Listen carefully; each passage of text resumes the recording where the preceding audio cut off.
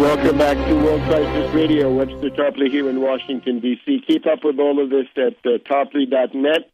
4 or 5 different radio interviews from this week and an article posted last night about this new false flag danger given the emerging intelligence constellation, at least going to orange alert on that one.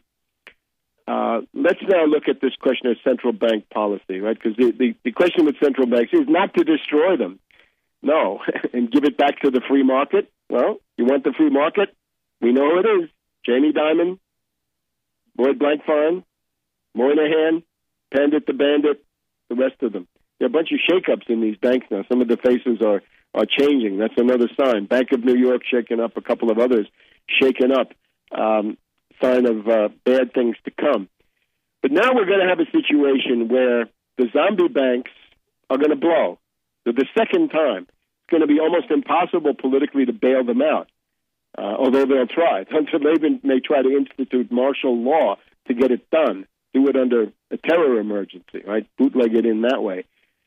But it's clear that the zombie banks cannot finance a recovery. The zombie banks can't even finance their own survival. How can zombie banks come up with credit for new plant and equipment, productive investment to create jobs? They can't. So this is a fraud. The private sector can't do it. They just can't. The zombie banks are these black hole entities. They suck in public resources, but they do not lend. They speculate. They drive up the price of gasoline.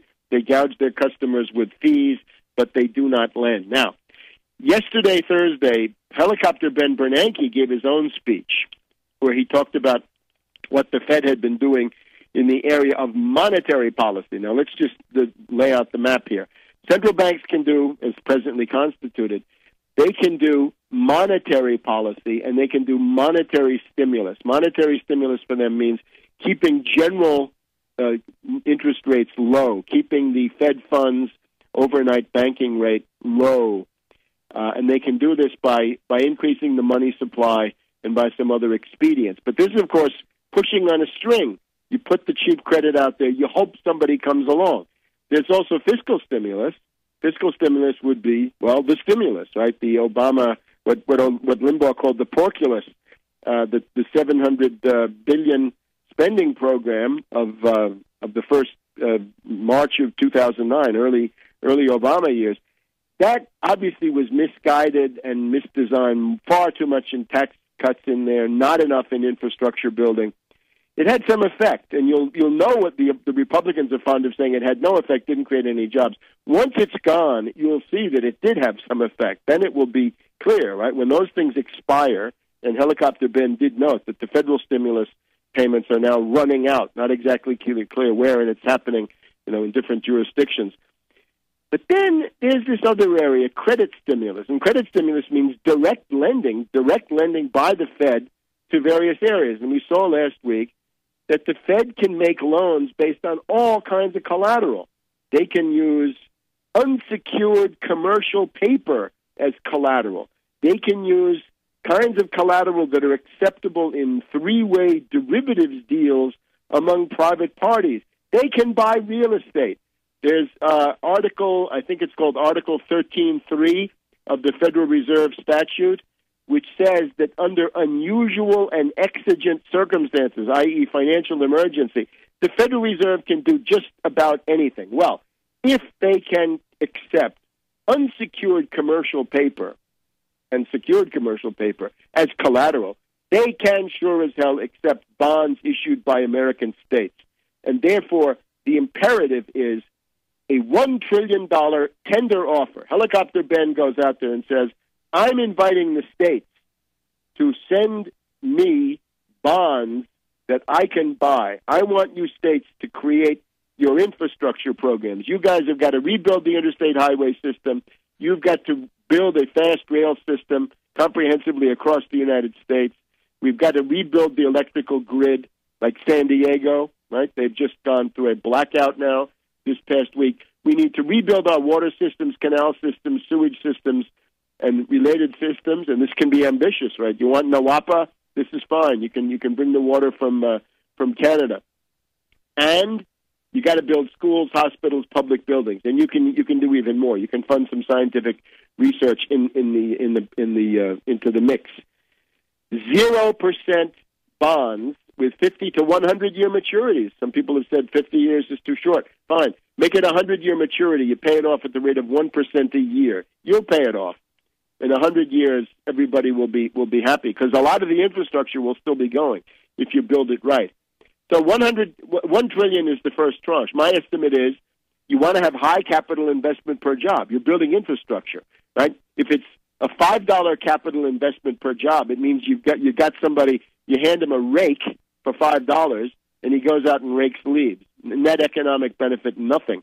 But if you're dealing with a $1 million capital investment per job, minus 75, 80, 100,000 of pay and benefits, then you're investing $900,000 per job, and that's going to take the form of permanent infrastructure, a permanent addition to the valuable capital stock of the United States, and an immediate increase in the productive powers of labor to get the whole thing going.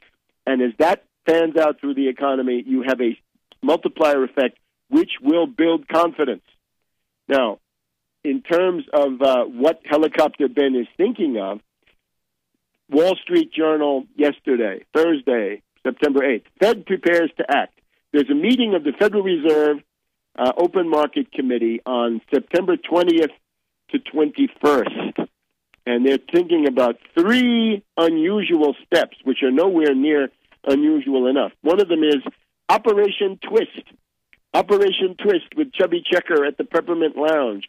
This is that they essentially sell short-term U.S. government paper and buy the long-term government paper. When they buy the long-term Treasury bonds, the 10-year and the 30-year in particular, that will lower the long-term interest rates compared to the short-term interest rates, and this sort of increases the money supply.